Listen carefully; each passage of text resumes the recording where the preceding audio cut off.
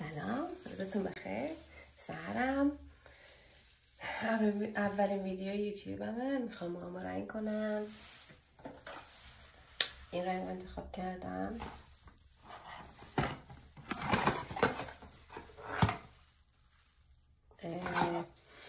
امیدوارم که بتونم این رنگ میخوام در بیارم. تقریبا رنگ وسطه و شاید بتونم رنگ تیره تری در بیارم. کلا رام تیره بوده، یه درجه روشن کردم ولی بازم بخوام برگردم به تیره. پس بریم.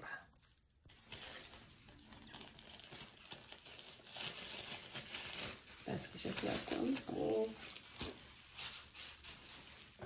این رنگ اورئاله. اورئال فول یو ای. من معمولا اینجا توی کانادا فقط اورئال میزنم. زیاد رنگ دیگه بهم نمیسازه. حتی رنگ توییتی هم امتحان کردم ولی کلا کیفیتشون زیاد خوب نیست. بریم.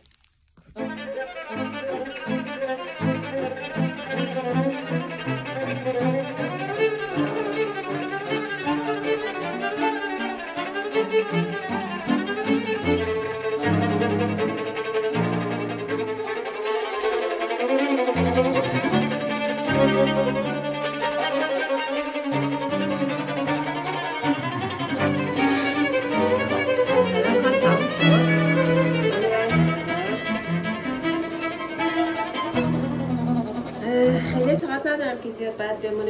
45 دقیقه هیچ وقت این کار نکردم چون انقدر طول دادم برای رنگ کردن این موهام. خودش 45 دقیقه طول کشیده ولی این بار زدم سریع. حالا یه 10 دقیقه رو بیباید میشیم بریم چه رنگی بشه. برمیگردم. خب بچه من رفتم همون اومدم. رنگش در حال حاضر اینجوری شده. رنگش بد نیست چون میخواستم تیره کنم. من معمولا موهامو سشوار نمیکشم چون هم ریزشش خیلی زیاد و شدیده، همین که خیلی خشک جنسش. اجازه میدم خودش خوشه. پس بنابراین یه کوچولو صبر میکنم خوش بشه ببینم بعد خوش شدن چه رنگی میشه. بعد دوباره برمیگردم بهتون نشون بدم. پس فعلا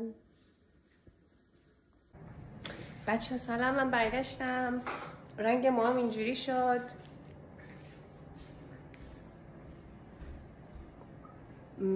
بد نیست، خوبه. خواستم یکم تیره تر شه ولی اوکیه. من سوپ پختم برای خواهرم و خودم.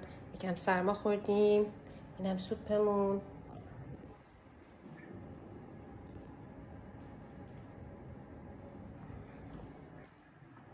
خب بریم که صابونمون رو سوپمون رو بزنیم.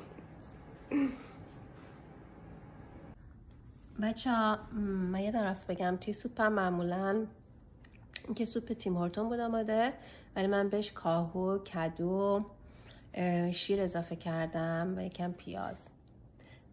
خوشمزه میشه. قارچ هم داشتیم ولی حوصله نداشتم. قارچ هم خیلی خوشمزه‌اش میکنه.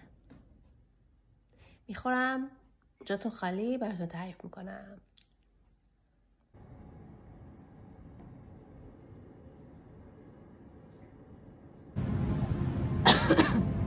بچه ها ما با دوستمون سمین اومدیم کافه. زنگ زد گفتش که بیم دوره هم سازه بریم کافه. من خواهرم سارا سمینم اونجا داره اوردر میده میاد.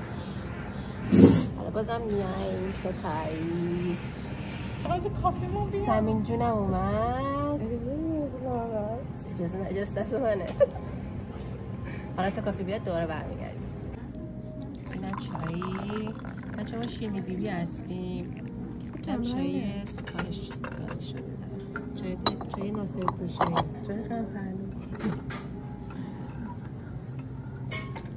این لته. اونم کاپوچینوی دوستمون. شما ببینیم که بزنیم اینا رو.